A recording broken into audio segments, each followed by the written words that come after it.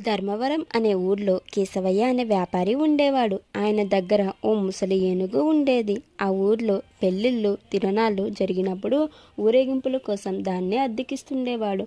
ఓసారి సోమయ్య అనే రైతు తన కొడుకు పెళ్లి కోసం ఏనుగును అద్దెకు తీసుకున్నాడు.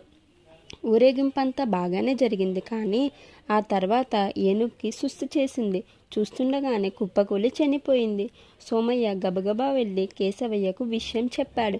అది విన్న కేశవయ్య పెద్దగా ఏడవడం మొదలుపెట్టాడు. దాన్ని నేను చిన్న ఏనుగ్గా కొన్నా. అదంటే నాకు ప్రాణం. నా ఏనుగును నాకు తిరిగి ఇవ్వు, లేదా నీ ఆస్తి మొత్తం రాసివ్వు అన్నాడు. సోమయ్య కావాలంటే పరిహారంగా ఆ ఏనుగు ధరకి రెట్టింపు ఇస్తాను. దాని దహన సంస్కారాలు నేనే చేస్తాను అన్నాడు.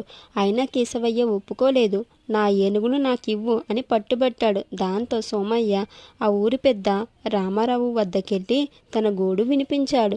రామారావు ఆయనకు ఉపాయం చెప్పాడు. ఆ తర్వాత రోజు కేశవయ్యను పిలిపించాడు. ఈ వ్యాజ్యం ఇక్కడ తెగదు. నువ్వు వెళ్ళి సోమయ్యను పిలుచుకురా. ముగ్గురం న్యాయస్థానానికి వెళదాం అన్నాడు.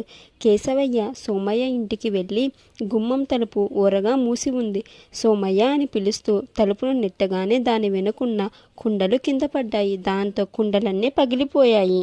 లోపల నుంచి వచ్చిన సోమయ్య జరిగింది చూసి, అయ్యో, ఈ కుండల్ని మా నాన్న కాలంలో కొన్నవని వాటిని నేను ప్రాణంగా చూసుకుంటున్న కేశవయ్య, నా కుండల్ని ఉన్నవి ఉన్నట్టు తెచ్చివు, లేదా ₹1,00,00,000 ఇవ్వు అన్నాడు.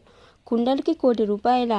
ఇదేం న్యాయం అన్నాడు కేశవయ్య. మరి ముసలి ఏనుగుకు ఆస్తి మొత్తం రాసివ్వాలనడం మాత్రం న్యాయమా కేశవయ్య అంటూ అక్కడికొచ్చాడు రామారావు. కేశవయ్యకి ఇదంతా ఆయన ఉపాయమేనని అర్థమైపోయింది. తన తప్పు తెలుసుకొని ఏనుగు ధర తీసుకొని వెళ్ళిపోయాడు.